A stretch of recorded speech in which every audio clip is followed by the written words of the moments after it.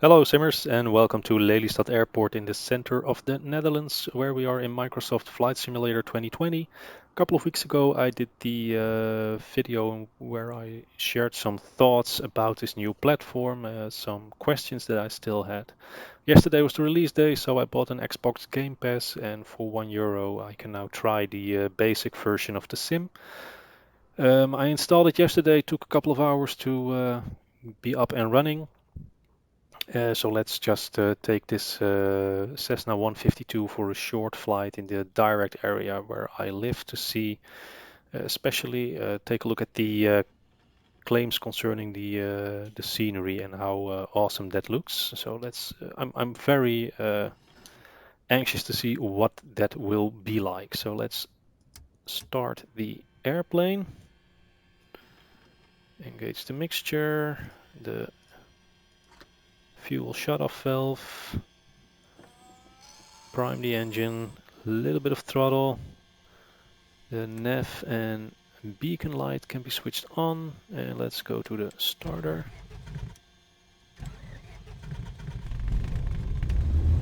There we are. So that is working.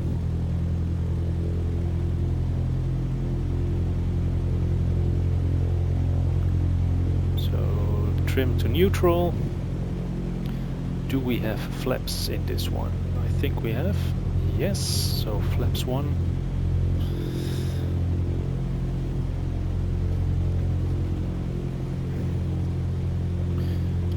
Let's just get my rudder pedals in position. So here we are. Let's set the taxi lights on. And where is the parking brake in this one? There it is. So that's off.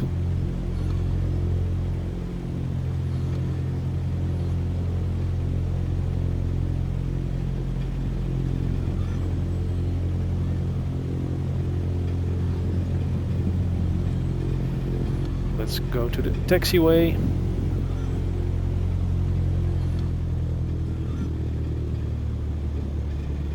Even the slightest amount of throttle will make this thing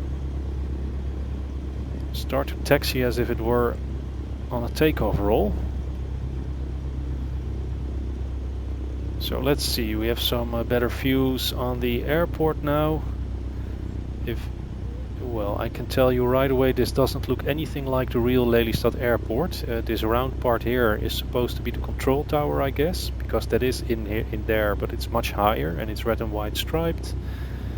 These hangars aren't there, and they're certainly not that high, and I can't remember seeing all these trees and little bushes around there. Now, of course, this is not a handcrafted airport, this is just the basic scenery. So the placement of the building seems to be okay, but I get a strong feeling as if this is OpenStreetMap data, just as we have in X-Plane, where the types of building are correct and in the correct spot, but they are autogen buildings, so they don't look anything like the buildings that are there in real life. For instance, down there is the Aviodrome Aviation Museum. They have a huge 747-300 from KLM outside. It's not there. There's not even another airplane model there so no, this airport doesn't really resemble the real thing in terms of what it looks like. Of course, the runway, the taxiway layout, the position of the buildings, that is correct, but that's in most sims nowadays. That's nothing new. So let's set the landing and the strobe lights on.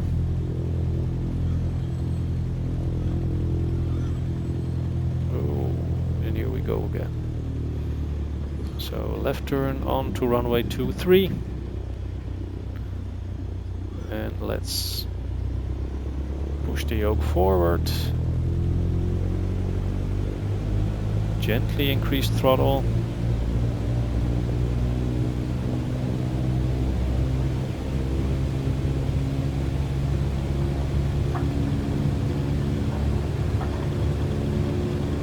Whoa, whoa, whoa.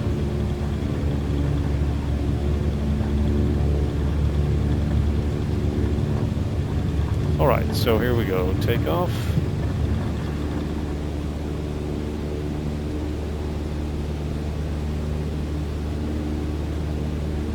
I have a feeling that they have the short version of the runway in here. The runway was increased in length to accommodate charter flights, Boeing 737s, A320s, etc. Doesn't seem to be there right now. Let's make a left-hand turn.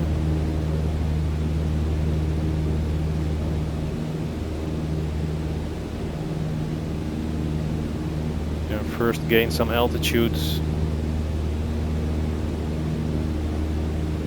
before we start looking around. A little bit of turbulence. Completely forgot to set my QNH. This is not really about good flying. This video is more about taking a look at the claims that were made in the previews about how wonderful the scenery was, etc. So let's just take a test and see what it looks like in real life. So just a short flight over the area where I live, and I might take another flight near the Grand Canyon, because that was the area where I shot the previous video about the concerns and the doubts that I had about this platform. So far, flight model seems to be quite alright. Now, I did notice there were 3 flight models. They have the FSX one, a legacy one and a modern one. But I can't really find what's the difference between the 3. So if someone knows and would be capable of explaining that to me, I would be very, very glad. Let's just see. We'll proceed in this direction.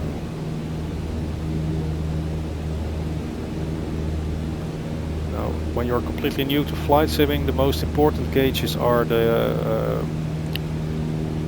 PFD, the primary flight display, or the artificial horizon, or the attitude indicator.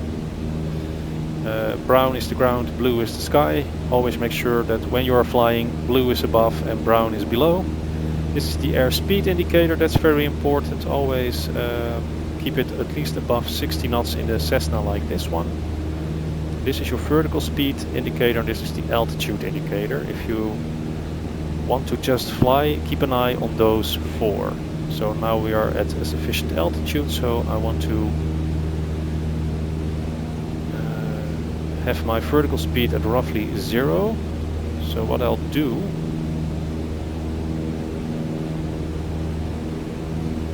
is lean the mixture, meaning we pull the mixture control lever back. I'm using my throttle quadrant to do that.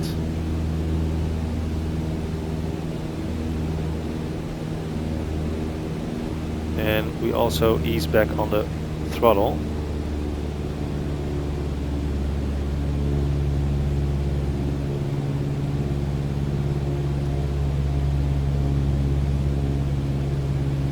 Now when I let go of the throttle, you will see that the airplane has a tendency to climb quite fast actually. So I want to pull the nose down until it's roughly at 0. Then I'll start to use the trim to this is very responsive to the trim in some much more than I would expect it to be.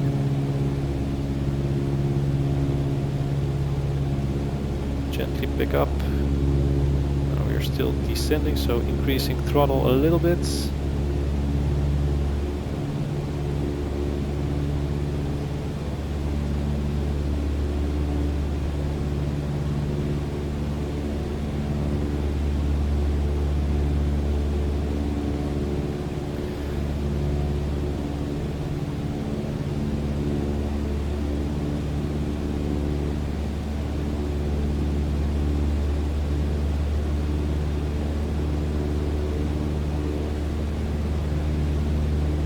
Okay.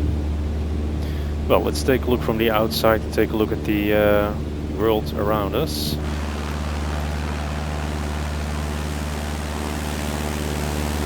Now, out of the box, of course, the ground textures are much better than X-Plane because this is just ortho imagery. When I fly in X-Plane with ortho imagery installed, which I have for this region, it gets roughly the same ID. Let's see, there's the town of Dronten. That's where I lived for quite some time. So let's see what is down there.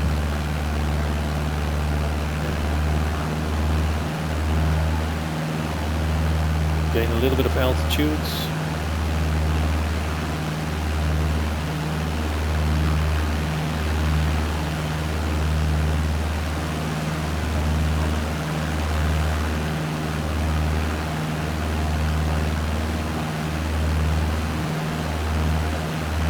Let's assign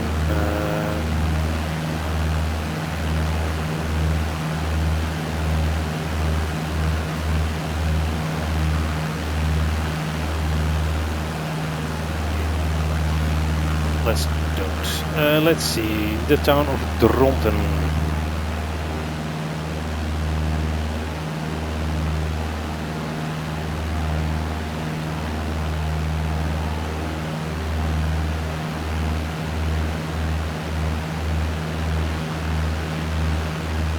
Well, again, just as at Lelystad Airport, the shape and the placements of the buildings is roughly correct. Although these houses seem to be a bit higher than they are in real life. They seem to have 3 floors where it's just normal houses with a ground floor, a first floor, and maybe an attic. So that should be 2. There's the horse riding school. So the placement of the objects is accurate. It's just that the houses and buildings look very different in real life than what you are looking at here. So this is not, for instance, what you saw in some of the previews where you actually saw the houses or the buildings as they are in real life in certain cities. That's definitely not the case for more rural areas, as I expected, but it's good to know that. So let's go back into the cockpit.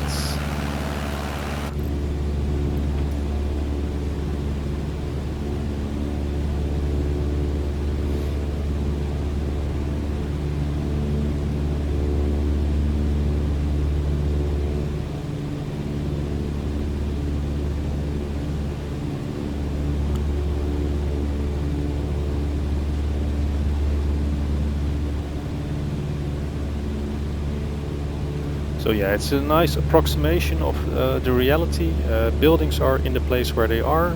Not all the buildings look exactly what they are in real life. Basically, if you're using X-Plane, or if you used X-Plane before, I'm a long time X-Plane user, so that's my reference base. This basically is the same ID as when you use ortho imagery combined with X-Europe. That will roughly give you the same thing. That's all freeware in X-Plane. So I'm not really convinced whether to switch to this platform already. Of course, it's only brand new, it needs time to develop further. I must say, for now, I'm not overly impressed.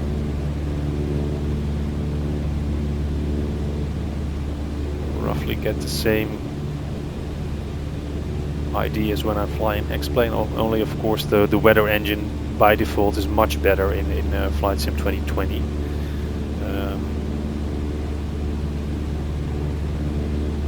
In terms of the flight model, well, I still have to tweak my controls, so I can't say too much about that. Definitely have the feeling of flying, but I don't get the same sensation as that I had in X-Plane, but that might be a bias. I just have to make more hours in this one.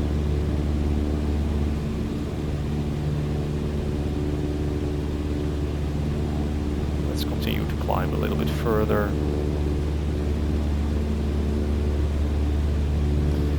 The airplanes, as I already mentioned in the previous video with my initial thoughts, I was right. They have a high level of Coronado style add-ons, meaning they look awesome.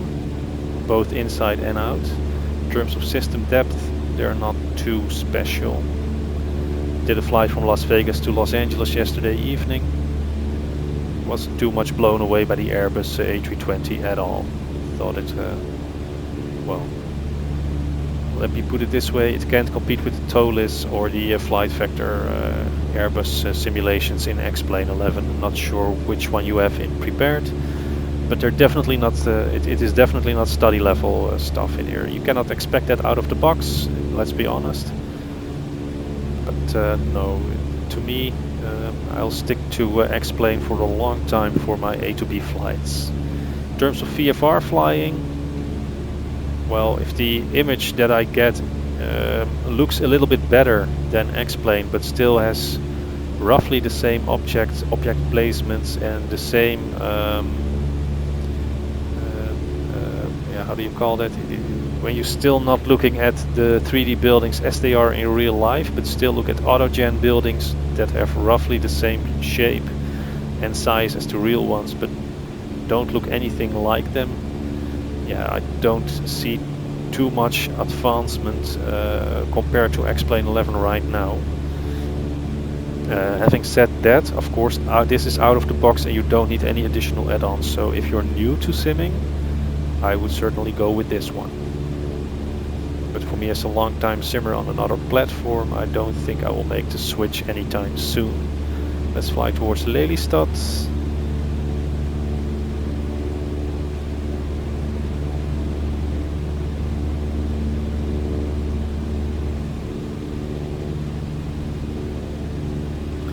Start descending a little bit.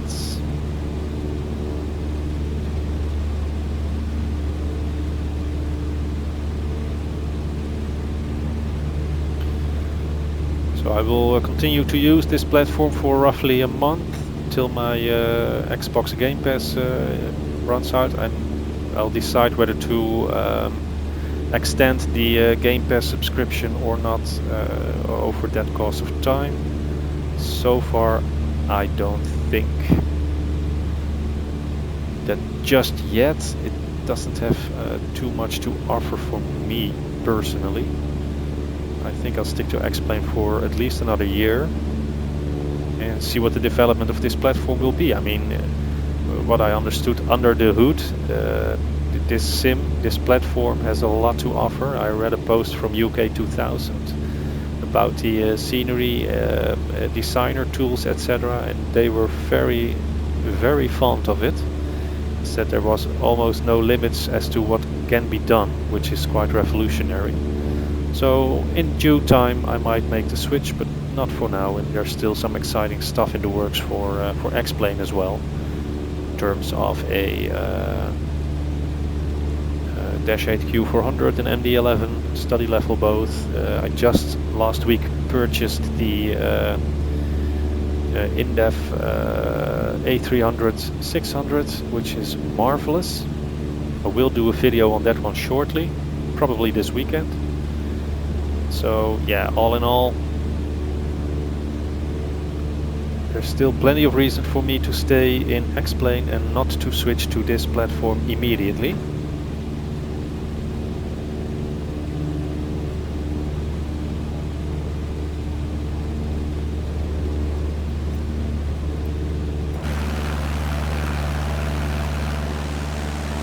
I'm not gonna say this sim is rubbish, because it absolutely isn't. It looks gorgeous. If you are new to simming, go with this one, stick with this one.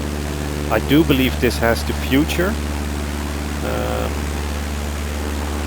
But for me, as a simmer who likes to fly commercial airliners from A to B as realistic as possible, this just hasn't got it yet, and I still have plenty of reasons to stay in my previous sim. That's why I won't make the switch. It's not because this is a bad sim, on the contrary, it looks very nice, and I think that when more realistic add-ons in terms of airplanes will become available, yeah, this is a serious platform.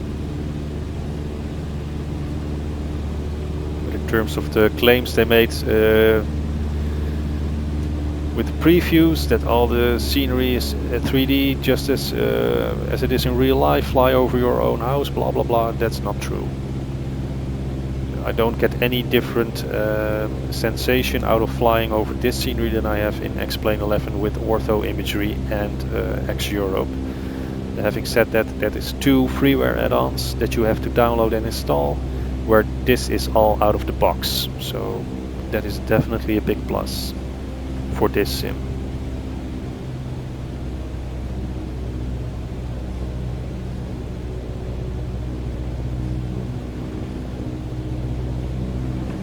In terms of the flight model, I think I'm using the legacy one right now. That's actually not too bad. Do have the feeling of flying in an airplane. I just think that my controls need to be adjusted, tweaked for a better simming experience.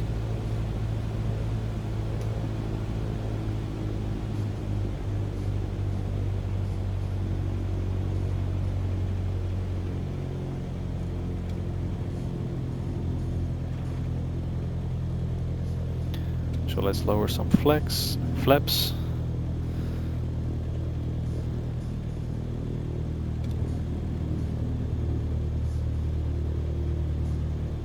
They allow us to fly slower, also increase a little bit of drag, so they slow down the airplane, but that's not the main purpose. The main purpose is to increase the curve of the wing, which means that the wing generates enough lift to stay in the air at lower speeds.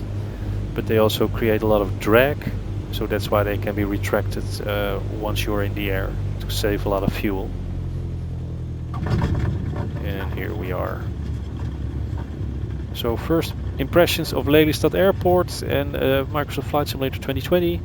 Flight model, I think it's quite good. I don't think it's necessarily better than the one we have in X-Plane, but it's definitely a nice flight model, and there are 3 versions.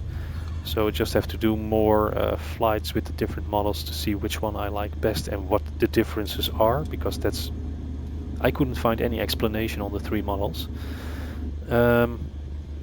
Scenery, well, when you're flying, it's a nice approximation of the real world, but as long as you're not in the handcrafted areas, it's not any better than X-Plane with OpenStreetMap data and for instance X-Europe AutoGen.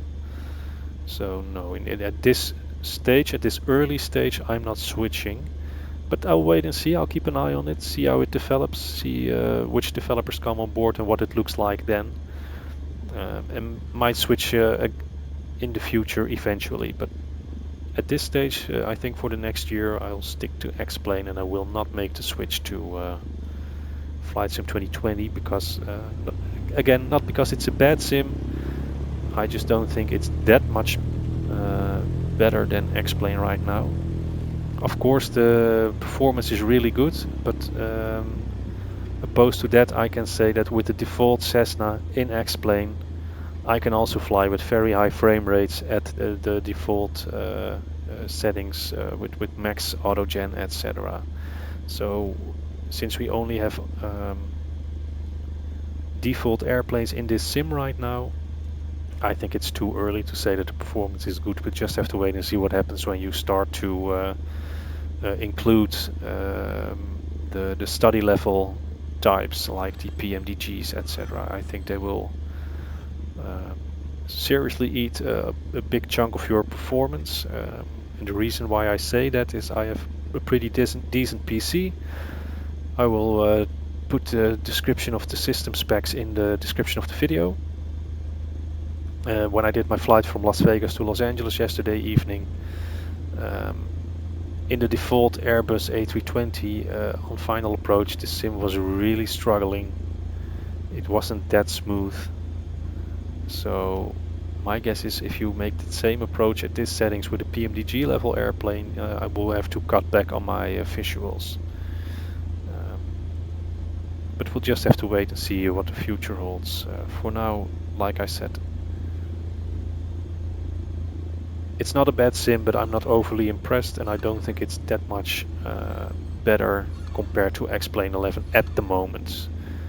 And that's the big disclaimer. It's all at the moment just after release.